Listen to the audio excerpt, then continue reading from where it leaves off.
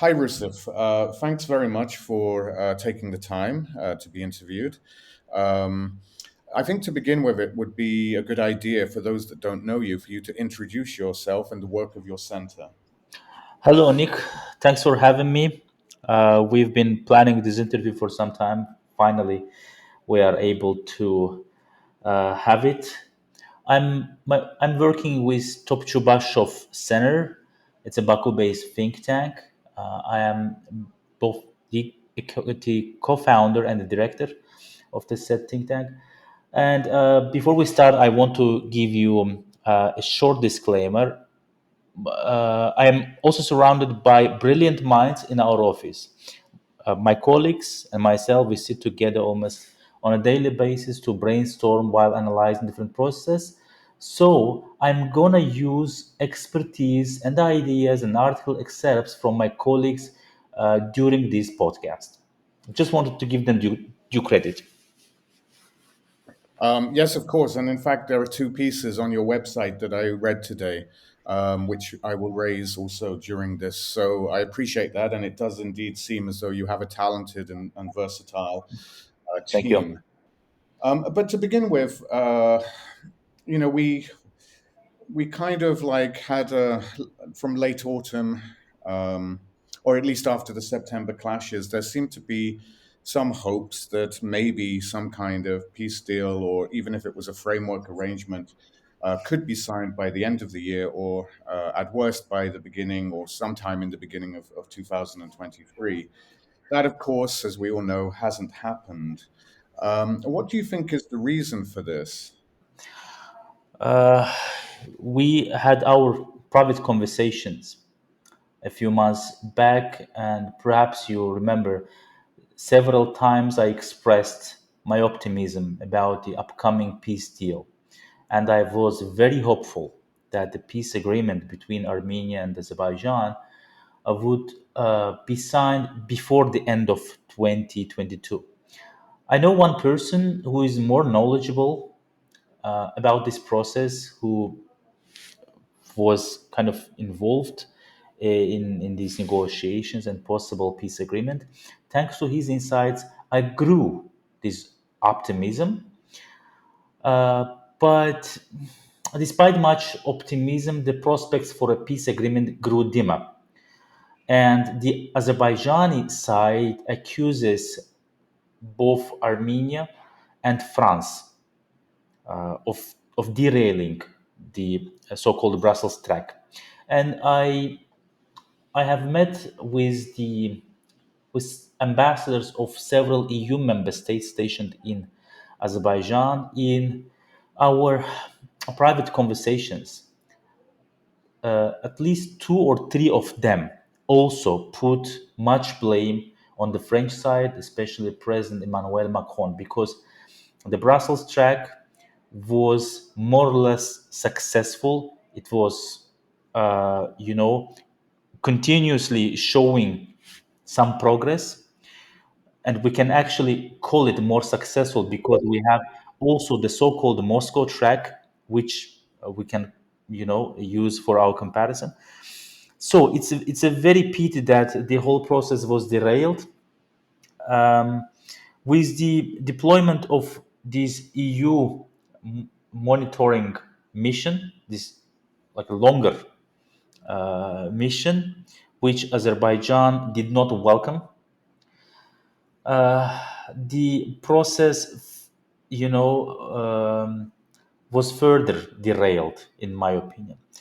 But most of my colleagues and I myself would believe that the Brussels track is probably the best what we have or what we have had so far in the past 2 or 3 decades. So no matter what, we have to put all our best. I mean, both the governments in Baku and Yerevan, in order to preserve this framework.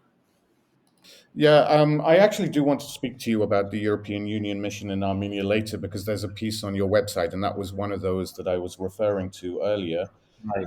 But with regards to Macron, just for those that are listening who might not know, yeah, we suddenly had what seemed to be demands from Nikol Pashinyan that Macron take part in the Michel Aliyev Pashinyan meeting in Brussels, I think on 7th of December. So I raised this with some, actually, a few Armenian analysts, and they were pretty much surprised that Macron's name was mentioned. So I don't think it's just from the sides that you mentioned, and it was a shock to me as well because no one really had been speaking about any emergence of a Prague process, for example. Um, but since then, of course, it's arguably gotten even worse with the impasse on the Lachin Corridor. I want to give you the chance to say what you think are the reasons for this. I don't know what you call it, a blockade, a partial blockade, control of the road. I mean, all these terms are also debatable as well. Yeah, yeah, okay. Regarding Macron, a couple of words. Some Armenian and French experts claim the invitation of Macron to the December meeting was considered as the continuation of the Prague process. But why the Azerbaijani side did not accept Macron as part of this trilateral meeting was his earlier remarks, which the Azerbaijani side considered very biased and against Azerbaijan's territorial integrity. And some of my colleagues in the expert community in Azerbaijan go even deeper and try to find some Russian role in this process. Because at the end of the day, what happened, I mean, the cancellation of the meeting and the derailing of the Brussels negotiation track is in the best interest of the Kremlin. Regarding other reasons, the current crisis along the Lachin route, I usually use the word standoff to refer to this process because the Armenian side, as well as international media outlets, generally use the word blockade. The Azerbaijani side insists there is no blockade and like point out to passing cars, both Russian and international vehicles. So, in order to secure myself, I would use the word standoff along the Lachin route. So, it could be so the meeting in Brussels was cancelled 5 days before the protest along the Lachin route started. So, we can see the actual problem here. For the Azerbaijani side, it's Macron. But the later processes, the standoff also played a negative role and simply divided, not divided, deepened the distrust between Baku and Yerevan, actually discouraged the Armenian side to come back to the negotiation table. This is my understanding. Okay, I mean, there are certain things that I view it as, but before I just mention those, um, of late, I'll be all quite honest, I've started to refer to Nikol Pashinyan as being predictably unpredictable and consistently inconsistent. What is the view from Baku? Because trust, and I mean, it works both ways as well. I'm sure there are things that official Baku has done that lessens trust in Yerevan as well. But what is the official view, considering the Macron invitation? Do you think that there's hopes to rejuvenate the peace process and to have that trust, which seems probably to be dissipating quite rapidly?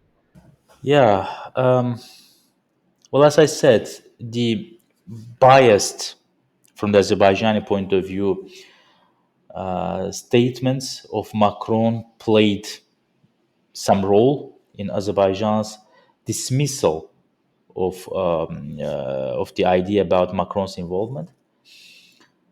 Well, both the official dome and expert community in Azerbaijan view Armenia's attempt to involve the French side in this process as Yerevan's, aspiration to get support, because everyone is now nowadays, agreeing that Baku has an upper hand both on the ground and at the negotiating table.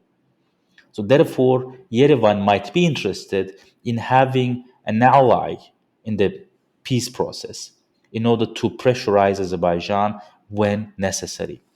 Azerbaijan does not buy it because, as a mediator, we've chosen, when I say we, I mean Azerbaijan in general, but I do not represent the government, of course.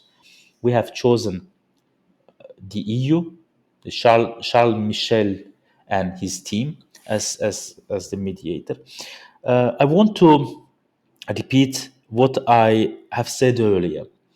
After the decades of bitter experience with other mediators, be it individual countries such as Russia or Iran, or some international organizations such as OSCE Minsk Group, the Azerbaijani side accepted the EU as as an impartial and fair mediator, and has invested a lot of trust in Brussels. Therefore, despite the latest remark by President Ilham Aliyev about Azerbaijan's dissatisfaction with the EU monitoring mission, I believe Baku would also be interested in preserving the Brussels track for accomplishing the peace agreement with Armenia. Um, yeah. So, but just to go back to Lachin, because it is the current issue of the day. I mean, one of the things I'm Right. thinking about is that there's multiple reasons that I see that could be behind of this. Indeed, the concern about the export of minerals mined from what the international community considers Azerbaijani territory is a valid one. And it seems to be also about um, trying to get maybe the Karabakh Armenians to realize that independence is off the table, and probably never was on the table. Actually, probably only various forms of autonomy were. So that's one reason. I know the allegation is that landmines and other weaponry was being shipped through Lachin, although I personally haven't seen so far any evidence of that. But I just wonder to what extent the issues or the delay in constructing what has become known as the Zangezur Corridor um, has been a major issue, and whether or not this is just a matter of reciprocity, i.e., if Azerbaijan doesn't get its unimpeded access through southern Armenia, then why? And if Armenia insists on having the route governed by its own legislation, that Baku is saying, well, okay, if that's your position, then we expect the same with regards to Azerbaijani legislation. I mean, do you think that's maybe one of the reasons for this, or what do you think the main reason is for Lachin? Yeah, good observation. For I'm putting the environmental agenda aside, and let's see what the real demands of the Azerbaijani side are or could be. So the illegal exploitation of gold and copper from the mines inside of Karabakh. By the way, since the protests started, the exploitation of minerals have been stopped, but there are some other demands we can discuss or speculate about. One of the reasons of the current situation could be the personality of Mr. Ruben Vardanyan. Baku definitely rejects his presence, his very presence in the region, and considers him to be a Kremlin project. Another important issue for the Azerbaijani side is the installment of checkpoints along the Lachin Road. So probably the Zangezur rhetoric, as you rightly pointed out, is is is being used so much intensively in order to pressurize the Armenian side, in order to finally set up Azerbaijani checkpoints between the Republic of Armenia and the Russian protected and Armenian inhabitant Karabakh, so that Azerbaijan or the Azerbaijani state bodies can, continuously monitor and check the trans the flow of goods, cargo, or whatever is being transported between Armenia and Karabakh. So, what else? I wrote one article back in December or early January. Actually, my colleagues and I, we penned several articles trying to analyze different dimensions of the Lachin standoff and its possible implications. One of the implications could be could be, I mean, from the Azerbaijani point of view, to demonstrate that Karabakh, the so-called Nagorno Karabakh Republic, is not a viable entity. So the Armenians inside of Karabakh, they demand independence. They say, they claim they can be an independent state, but the Azerbaijani side, with this current context, definitely demonstrates that it will always be dependent on the goodwill of Azerbaijan. Another aspect here could be related to Russia. I already mentioned Vardanyan, who is considered in Baku as the Kremlin's project, but the Azerbaijani side could, through these protests and the inability of the Russian peacekeepers, discredit Russia in general. Actually, it's very interesting you mentioned Vardanyan because we're not really sure where he is at the moment. There's much speculation that he's actually in Moscow. This comes from a Karabakh political activist on the ground who's actually been reliable in the past. And Vardanyan could quite easily disprove his this speculation about him being out of Karabakh. It does also raise some questions about how he got out of Karabakh and how allegedly Araik Harutyunyan also got out and back again. Some people say that maybe the Russian peacekeepers ferried them out if that is the case. Um, I mean, I understand the reasoning. I mean, Vardanyan was born in Armenia, but raised in Russia. He's not from Karabakh. He's also an unelected official in Karabakh. So it's questionable whether or not he can speak for the whole of Karabakh. But he is also not the head of state or the de facto head of state, sorry, of Karabakh. Harutyunyan is. How is Baku feeling about negotiations with Harutyunyan? Yeah, um, you know, after the Azerbaijani web pages reported about Vardanyan's departure from Karabakh, uh, I was looking for the confirmation by Armenian sources. Finally, the Armenian mass media, at least I read it on Raparak last night or 2 days ago, that Mr. Vardanyan has been in Moscow for negotiations. So he talks with who and on what topics we don't know. But as you said, this trip is following an early visit to Moscow by Araik Arutunyan, who allegedly, according to Hraparak, received a carte blanche by the Russian side, also against Vardanyan. So, as you said, the Azerbaijani side does not want to engage with Vardanyan no matter what, because he is considered an outsider, a person who was implanted. I saw this very term at least in two or three sources. He was implanted in Karabakh by an external power. As for the personality of Araik Arutunyan, this is also very controversial for the Azerbaijani side, who outlawed him during the war for for his alleged war crimes.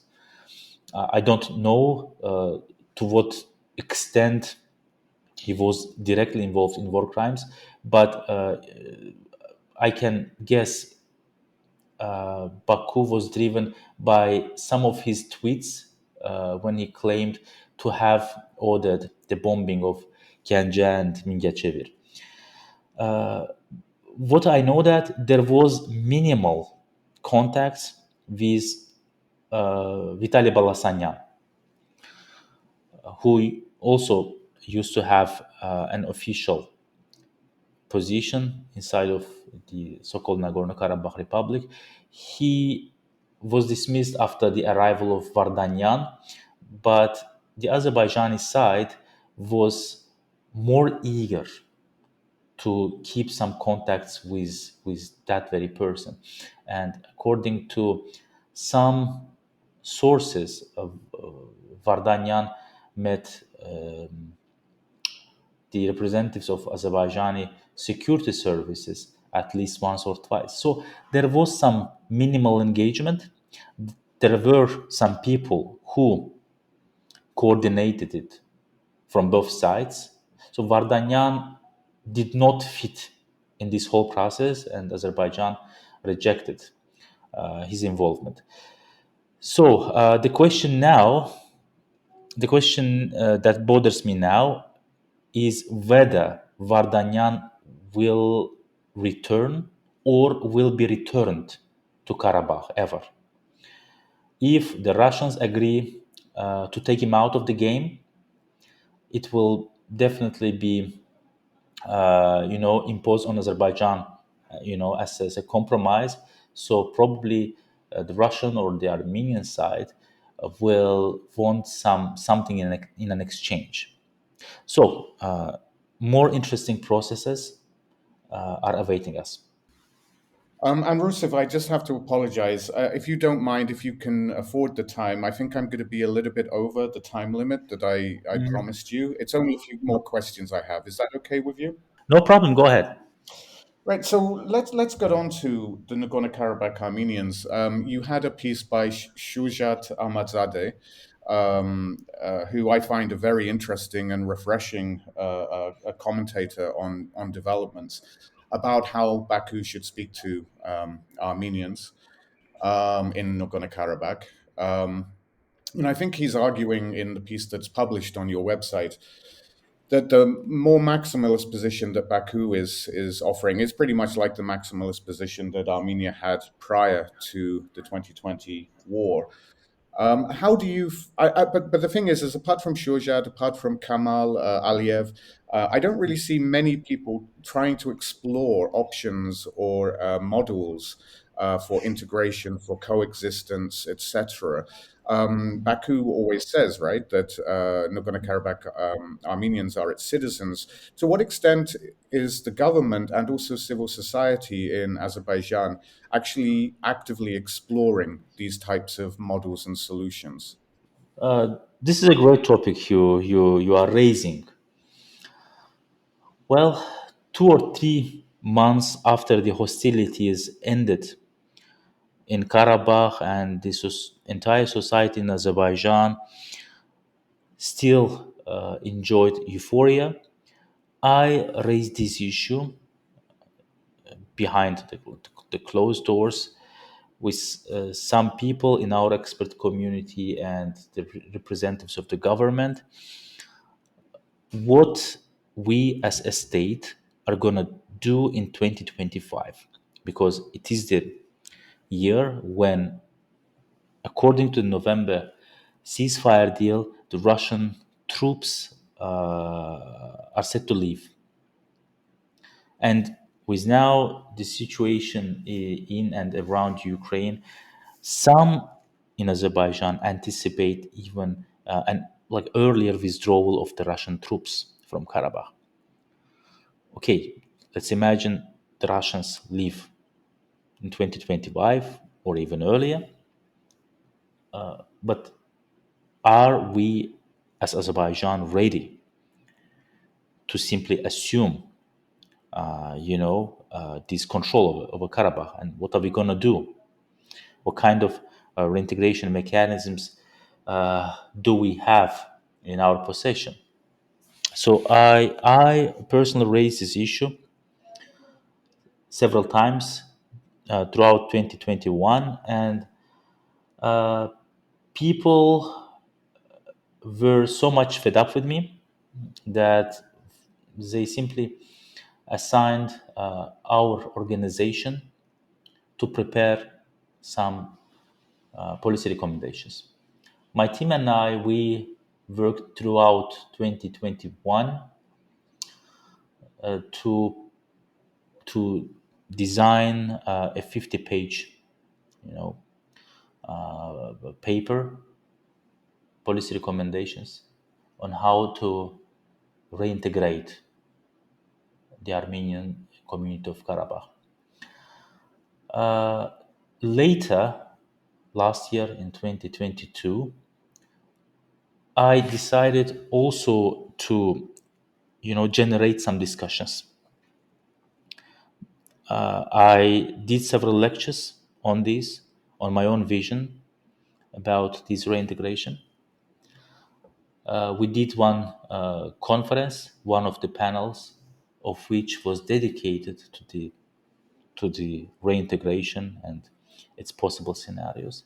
So maybe the entire society is not ready to discuss it yet, but within the expert community nowadays, it's one of the much discussed topics.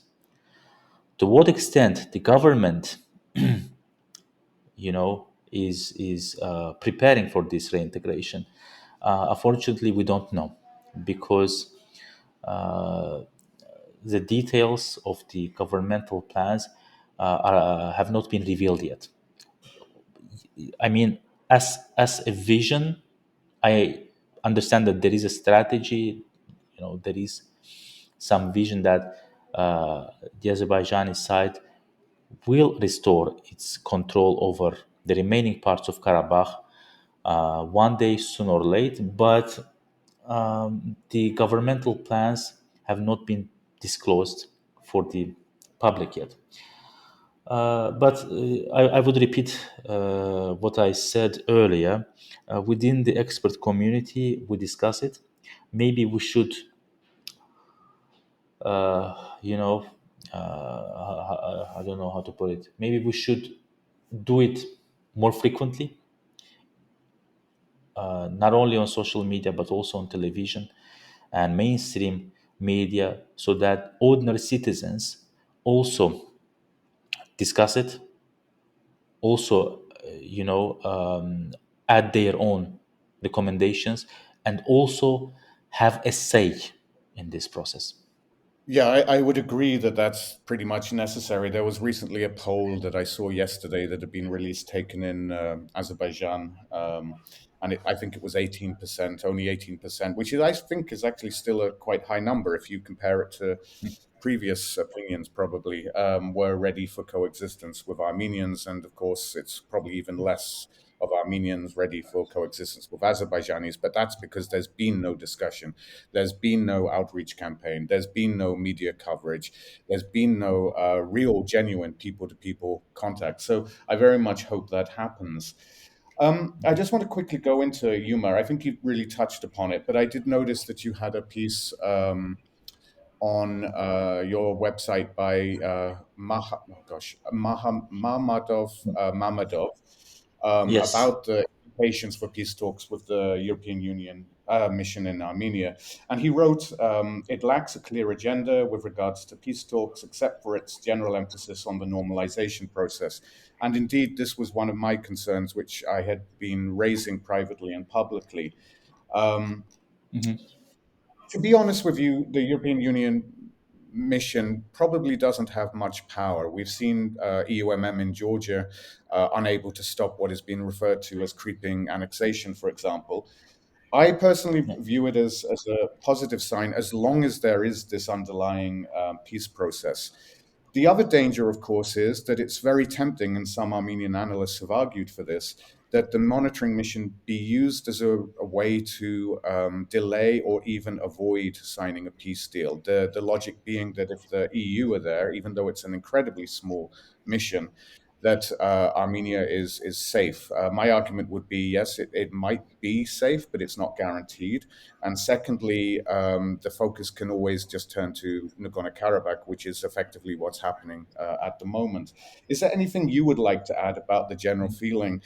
Just one quick point is it seemed to be, or rather implied in the recent ICG report or another report I saw, I can't remember which, that possibly Baku might still be discussing with the European Union about the terms or how the European mission functions. Apparently, during UMCAP, the 2 month temporary one, there was an exchange of information where the mission, where the teams are going, et cetera, et cetera. And ideally, its effectiveness does rely on this communication with Baku. Is there anything that you might know as an update on how Baku feels about the European Union mission in Armenia? What might be being discussed, or is nothing being discussed? Is there anything you know? Yeah. Before this very interview, I spoke with Mohammed again to discuss the monitoring mission and its implications for the region. And we identified three big problems around the EU monitoring mission. First, no coordination with Azerbaijan, unlike the previous edition. Second, not attached to peace agenda and not in the capacity to prevent provocation. As for number two, yes, you are right. With this monitoring mission, a 2 year mission, we don't see what kind of agenda or peace agenda or like agenda in general the EU side has. Okay, and I mean, we have a lot of open questions in this regard. What if some provocations along the undemarcated Armenia-Azerbaijan border occurs? What kind of reaction to this would happen? And I guess the crisis group also touched upon this very aspect in its latest report. We are yet to see the coordination on the ground between the EUMM and the Russian border guard, which are there to patrol the Armenian border. So there are a lot of questions from the Azerbaijani side. At the same time, I would argue that the EU still remains the most beneficial mediator for Azerbaijan because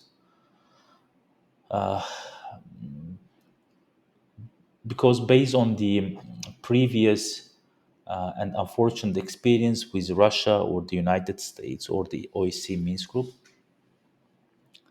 we don't want to revive the mediation, platforms which would, involve those actors. But Brussels track was more beneficial for Russians. It's obvious, as they simply want to procrastinate the status quo, and Putin said it openly that he wants us, the Armenians and Azerbaijanis, to pass the Karabakh problem to later generations. So you can simply understand what kind of priorities the Russians might have for Armenia and Azerbaijan. But things were quite different within the Brussels framework, because there was some progress, and it was speedy, because and we also saw the genuine interest from the EU to finally accomplish the Armenia-Azerbaijan rapprochement. Because right now we have two separate issues which were interlinked before the 2020 war, but now they are developing as separate but parallel processes: Armenia-Azerbaijan normalization and Karabakh question. And I believe there can be uh, achieved some rapprochement between Baku and Yerevan without, involving the Karabakh issue. So the EU has been doing a great job, or had been doing a great job until recently. Um, so I believe the Azerbaijani side would not be interested in losing this track. Okay, but yeah, the concerns remain, because to what extent this monitoring mission would bring some agenda to the table, I don't know. Well, I hope that. I mean, I met with a friend who was with European Union monitoring mission in Georgia yesterday, and we spoke about Yuma and what he knows from discussions with various people he still has connections with. And I hope that these sorts of problems can be avoided. I even actually said I hope the EU knows what it's getting into. And part of me really believes it probably does. I hope Clara and Michelle have had their input here. So I still hold out some hope that these kinds of issues will be resolved. Just to end, well, I'll also give you an opportunity to add any additional comments or messages at the end. What is the state now of Armenia-Azerbaijani civil society cooperation dialogue projects? Are they active? Is there anything constructive going on? What needs to change? What needs to be done? What's your experience as a practitioner in this area? Because I remember you've done a lot of interviews with Armenian analysts, etc. And also, you've been at some of these meetings in Tbilisi, for example. Yeah, yeah. Well, things are very uneasy when it comes to the track to diplomacy, and I don't want to blame anyone, but what I have personally witnessed is the lack of enthusiasm from the Armenian side. I totally understand the reasons. I'm not going deeper into this, but I understand the reasons. There are still some small groups or some individuals who, to some extent, may engage with their Azerbaijani counterparts. But the enthusiasm which we witnessed before 2020, and even before 2021, because immediately after the hostilities ended in Karabakh, several projects were implemented between Armenian and Azerbaijani civil society activists and experts. But right now, this enthusiasm gets lower and lower. I maybe I should not say this, but you know, 1 year has already passed uh, since one incident, which I'm going to talk about, happened. Uh, we our organization, together with our Armenian partner, won a grant project from an international organization. But in order to proceed with this project, and I'm talking about spring 2021, we needed some approval from local offices of this very organization. The Azerbaijani segment was approved very easily, actually easier than I had expected. But the Armenian segment faced some obstacles, and later I learned that it was not approved by the Armenian Foreign Ministry.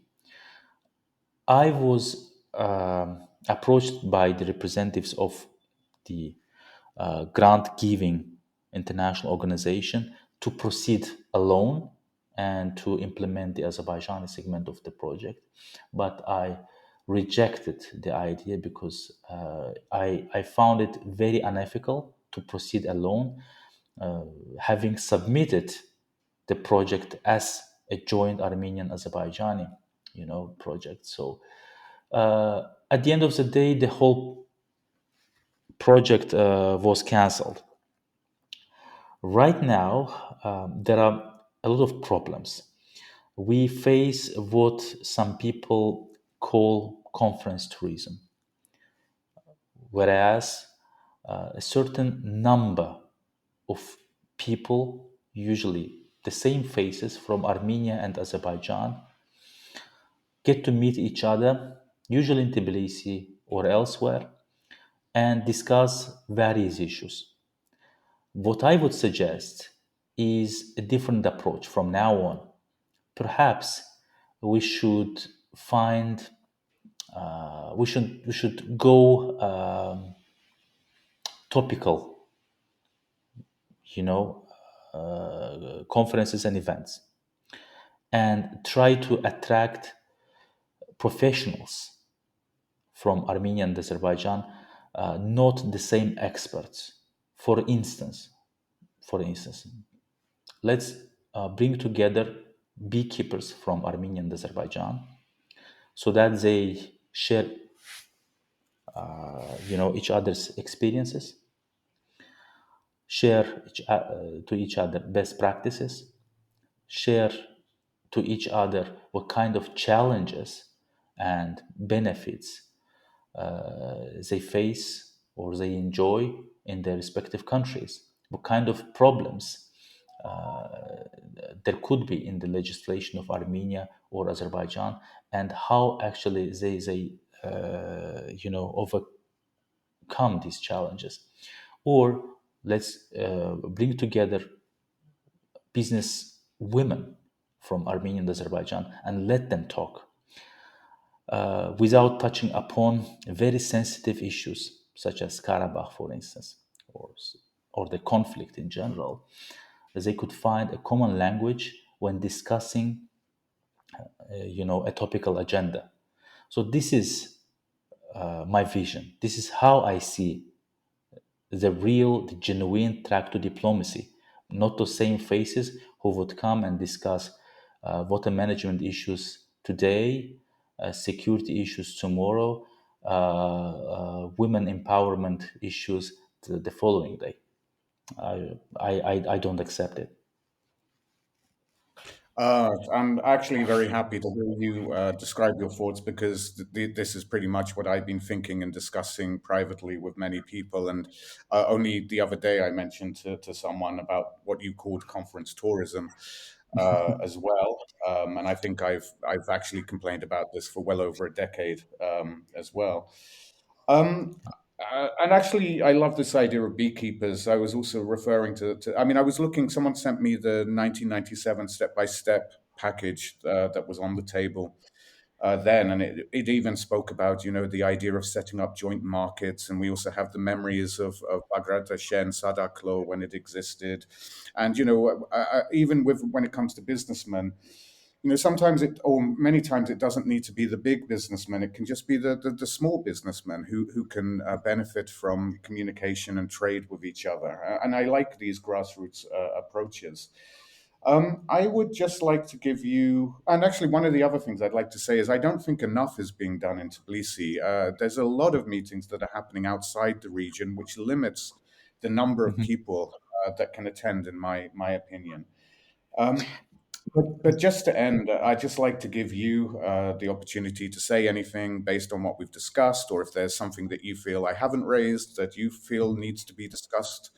Um, and I'd like to hear your thoughts about now whether you still have a little bit of optimism left, Mhm. or whether you're Yeah, pessimistic, whatever you want. yeah, yeah. Thank you so much, Onik. Having criticized the so-called conference tourism, I must acknowledge I have been part of such initiatives, not not just to enjoy conference tourism myself, but to understand from within what type of dialogue and what type of initiatives are happening. And having criticized, uh, you know, some initiatives, I do not want to undermine those genuine efforts made by real peace builders and peace lovers from both Armenian and Azerbaijani civil society. I don't want to be misunderstood in what I said, but I simply say we have to apply a different approach from now on. Yeah, regarding this optimism, I would use this word a lot before the end of 2022. I use this very word in our private conversations in Georgia. And remember, I told you about one guy in the beginning of our conversation who is more knowledgeable on on the upcoming, hopefully it will come, peace agreement between Armenia and Azerbaijan. I got to speak with that person like 2 or 3 weeks ago, although quite disappointed with the derailing of the peace negotiations. They assured me not to lose optimism. So I hope that despite all the problems, despite different types of flare ups and escalations between Armenia and Azerbaijan,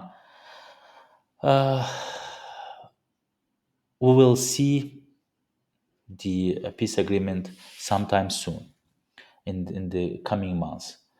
And actually, this is my own belief. Maybe I am wrong, but this is how I think that the escalations we actually witnessed three flare-ups last year.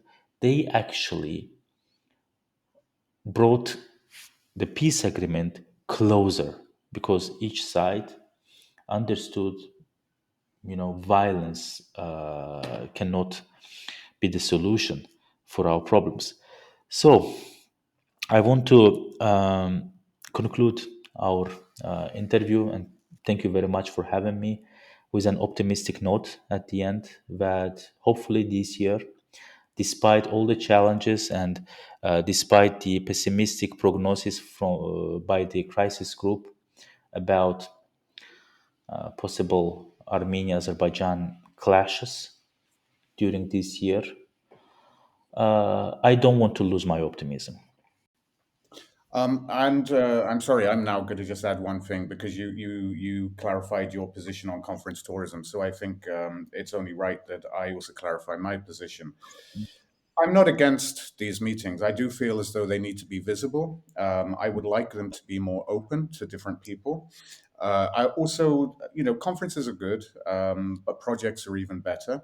Also, having them known by the general public, I think. I know people say there are risks, but you know what, the risk of war is even greater. I'm sorry to say, and also they give the opportunity for networking. But networking between the same old names isn't really going to help anything. It needs to be broadened, in my opinion.